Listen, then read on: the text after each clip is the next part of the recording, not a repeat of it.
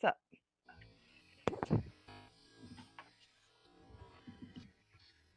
Did everybody hear me? Victoria's on now, guys. Hey, hi, Victoria. Welcome. I brought up the topic of the identity theft and what the process entails. So just recently, I filled out the form and I sent it to the Fresno office, and that was the only thing I did. But then I was told that my process may have been incorrect and that I needed to follow certain steps. So since we don't have those details, we were wondering if you can go over those steps and what we need to do to make sure that we're acting in honor. So what form did you send to California? That was the 14039.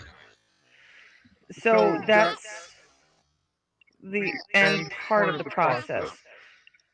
When you and I private messaged each other, I described to you the way that I was taught and the way I've done this for myself is the first thing I do is I have to request a W-9. The IRS requires I make the attempt. They have it in several locations on their forms as well as the information for the forms. If they don't, which they usually don't, submit it. As Smoking Baby tells us, we can just do an affidavit claiming that they refused.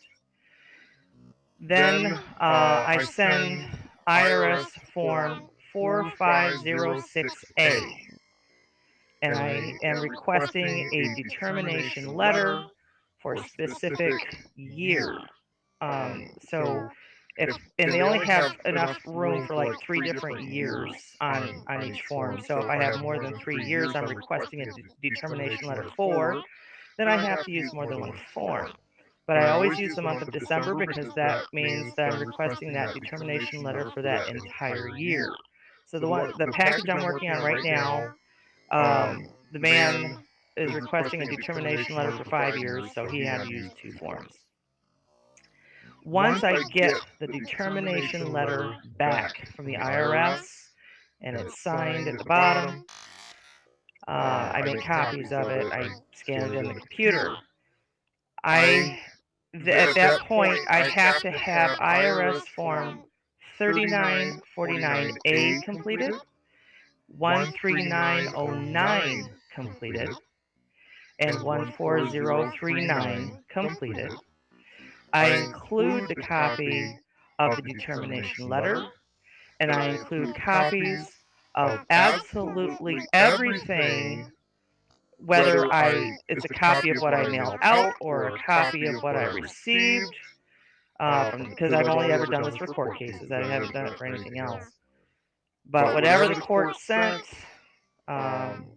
or issued, whatever correspondence went to the court, I give the IRS as much of a complete story in timeline that they can follow so that they can look for errors in due process. Even if that means I have to request the public records from the court, which a lot of courts actually either won't give them or claim that they don't have to keep them, but that's why it's important to me to keep everything. So I make a copy of everything. I include it with the 3949A, the 13909, and the 14039. If you started with a 14039, that was your error. You have to start by requesting a W-9, and then you request a determination letter with the 4506A. You finish with the last 3 forms and the copies of everything. And then you wait.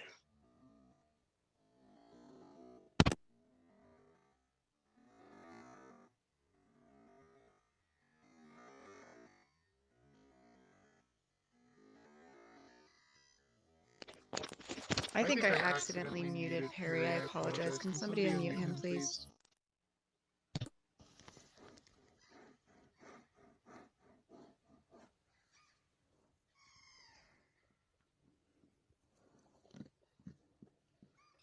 Perry, unmute yourself.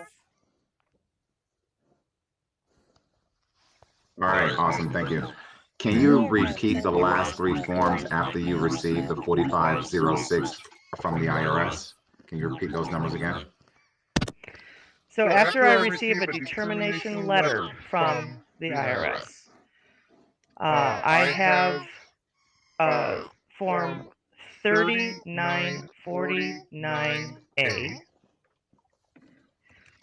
Form 13909, excuse me, I was going too slow, and Form 14039.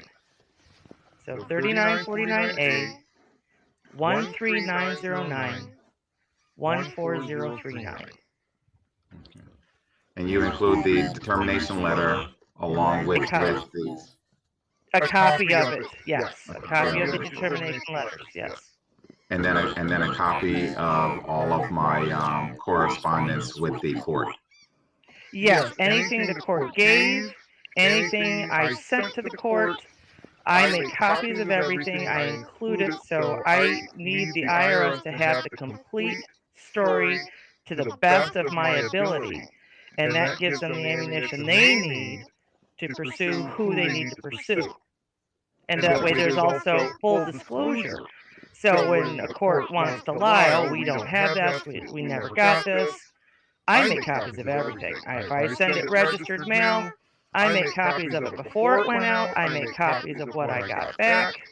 I give the whole complete package because the fraud that I've seen is phenomenal. In fact, the man that I'm helping now, he sent a W-9 request. And thank God he followed the instruction to scan everything in before he mailed it. Because when he got the green card back, they had removed the mailing address from the green card. But we were able to prove it was there when it was mailed. Oh, wow.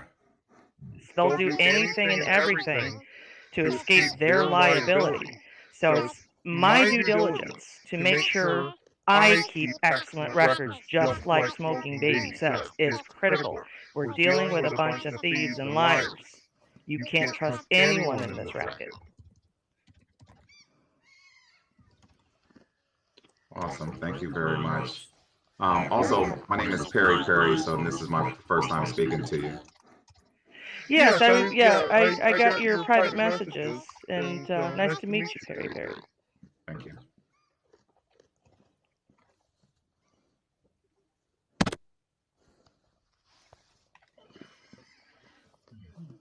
That was fabulous information. Should we end that recording right there so it's short and sweet? Yeah, baby. You know it.